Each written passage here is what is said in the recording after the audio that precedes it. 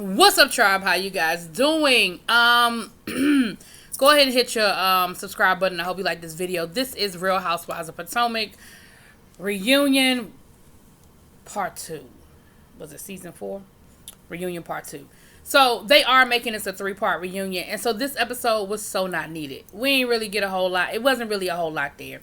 We started off with Candace and Monique and their conflict and how they started off the season as good girlfriends and ended up the season not so much.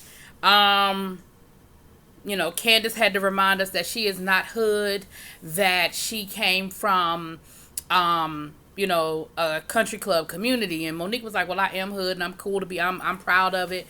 And then they brought up the Amistad statement, and Candace did admit that she did misinterpret Monique's intention and maybe repeated it unauthentically. Giselle tried to intervene and try to make it seem like that she didn't egg it on or she didn't take it and run with it, which she didn't. She did ask Candace for clarification, and Candace, she was like, so was she calling Katie a slave? And Candace was like, yes. And then of course Candace pulled out that damn tissue and did that fake cry shit. I'm so over her and them daggone fake tears. The text situation. Monique's thing was, yeah, I showed the text, but I just showed the text to cover myself. I didn't feel like I was betraying any trust. Ashley was under the impression that we were all sitting around and having a good kiki behind her back, and I was just letting her know that ain't how it went down. And Candace did bring up a good point. Candace said, so just because you show her text from that one conversation doesn't mean that there weren't other conversations that were had in which you did sort of kiki and kaka, shouts out to Jaded Nerd, about what Ashley was going through with Michael. Now, I will say this. I think all of them are guilty of it. I'm not saying that they were malicious and vicious, but I think all of them were guilty of having the conversation. We all get into gossip, and let's be clear, that was some very salacious gossip, okay?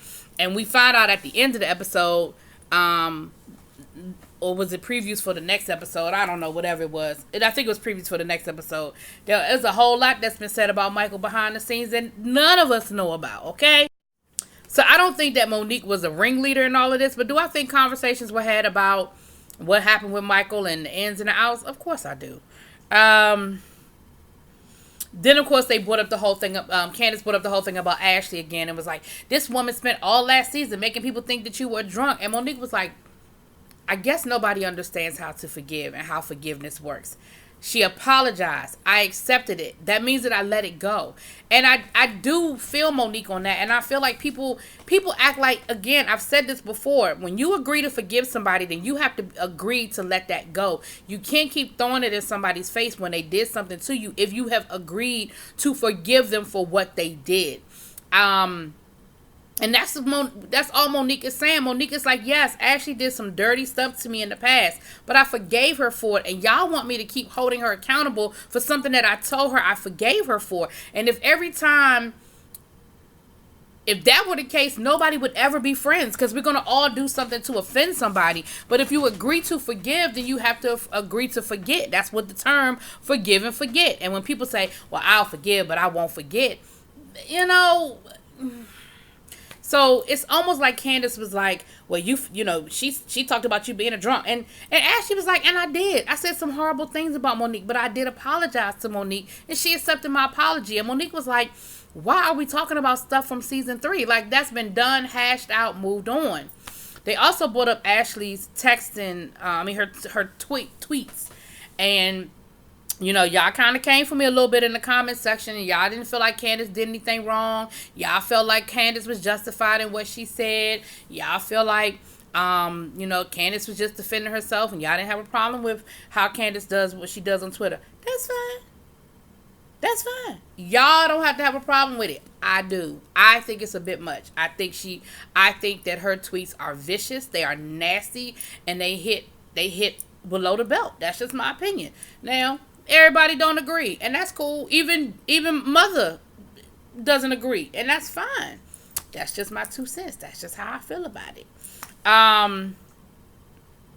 I don't know if it was in this moment or later on, but I'm gonna just go on and talk about it now, where they talked about the rainbow party and um, Monique and Chris's mom relationship is genuinely getting better. Monique said that she was a little skeptical about it. Skeptical about it.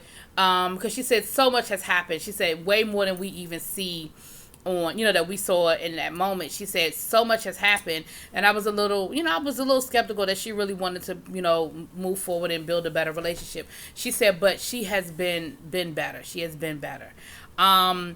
Monique and Candace ended up going at each other so badly that Karen threatened to walk off the stage. She was trying to get them to stop going at it and stop arguing, but they were really going back and forth. And again, Andy let that shit go. He let them argue for a good minute. It wasn't until Karen threatened to walk off the stage that they kind of seemed to calm down a little bit. Then we have Robin in her situation. She sold the house. I think she said she made a profit. She said about $30,000-ish. Of course, they were predicting to try to make a profit of about $60,000, but that's what it's about. Flipping a house ain't as easy as it look on HGTV. So for their first venture, the fact that they made a profit is great, because not everybody even makes a profit. You know what I mean?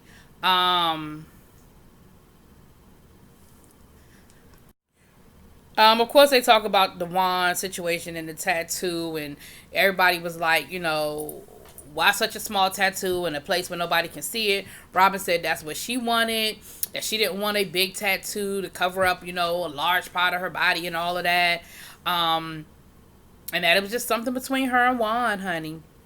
And she said that it was mainly her idea to do the tattoos, that the sons, of course, are worried that now that they know that they aren't like married and that they're divorced, that the sons are worried about, what that means. Will mommy just get up and leave one day, or daddy just leave one day? Like, is it really gonna, how it's really gonna go down? And then, Robin went on to say that, there may be some wedding bells in the next year and a half. Child, ain't nobody getting married on this show. She ain't getting it. I believe it when I see it. But I will say this. I do believe that if Juan and Robin were to ever get married again, I do believe that they would just pop up married. Like, I don't think they would have another ceremony. I don't think they would do any pomp and circumstance. I think they would just show up with a marriage certificate and would just start wearing rings. Like, I really believe that.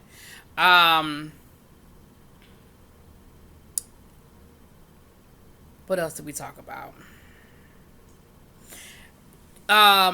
Giselle said that she did feel bad about crashing the housewoman. I mean the open house.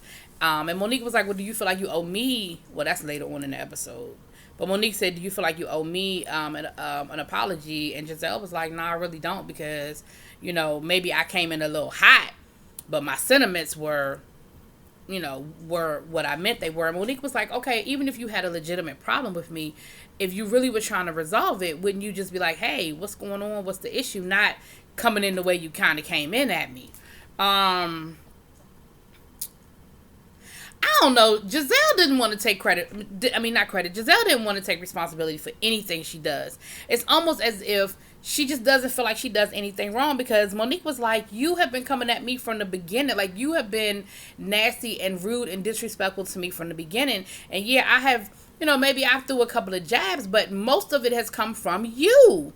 And Giselle was like, that's not true. That's not true. Every time somebody threw something at her, it was, that's not true. That's not true. That's not true. Yes, it is, Giselle. And then at the end, they were finally like, Giselle, Giselle likes to be dominant. And anybody that doesn't sort of kowtow to her dominance, then there's an issue. Hence, the reason why her and Robin don't have no issues, because Robin don't push back on Giselle at all. At least not that we've seen. The closest she came to pushing back on Giselle was this whole open house, and that's because she was messing with her money. Okay. Then they did this whole thing on Karen and Giselle. Now, let me say this. Karen and Giselle and Giselle had this love-hate relationship, honey, and it showed their whole back and forth of fights and apologies and making up, and fights and apologies and making up. And once again, Giselle will not own her part in it. I mean, I don't think Karen owned a lot of hers either. But both of them do shit to each other. Like, it just is what it is. They both throw it at each other. They both receive it from each other. And then they make up. But I think that lately, Karen just hasn't been so easy to forgive and forget with Giselle. But when they started arguing about a bake-off competition in Jack and Jill, when their kids were in Jack and Jill, honey, I said, I'm done with this. These two are just country club enemies, frenemies, and they're gonna do this until they die, honey. They're gonna be 70, 80 years old arguing about who cheated and who won the Jack and Jill cook-off while they having hot tea down to the country club. Ain't nobody fooling with Karen and Giselle's ass. That's just their thing. That's what they do, honey. Ain't nobody fooling with the two of them. Monique and Giselle, I kind of already touched on this a little bit, but again, Giselle just doesn't want to accept what she's done to Monique, or I guess I don't know. I just feel like she just never wants to accept what she does. And then we start building up to what we really want to talk about. So they started talking about the comment heard around the world. What exactly was said? And Robin finally admitted that the comment was about Juan. And that Michael said it. And of course, Ashley is like, he didn't say it. Nobody heard him say it. And the reality of the situation is, everybody can't be lying on Michael. They didn't get together and make this whole situation up. Everybody ain't lying on Michael. So, of course, Ashley's going to defend her husband, as she should, I guess. If you're going to stay with him, you better defend him. And they're building up to the third installment, which is basically the men and the showdown with Michael. But what we are realizing, or what they finally ended on, was that there was a situation with that the footage, that the guy in the footage, the producer in question in the footage, everybody believes the producer, that he's a nice guy. They wouldn't believe that he lied. Why would he lie? Why would he put himself out there just to tell a lie on Michael? And it just sounds like everybody believes the guy and doesn't believe Michael. And then that's when they started talking about, again, I can't remember if this was the previews for next week or if it was said this week. But either way, you know, they'll repeat it if it was.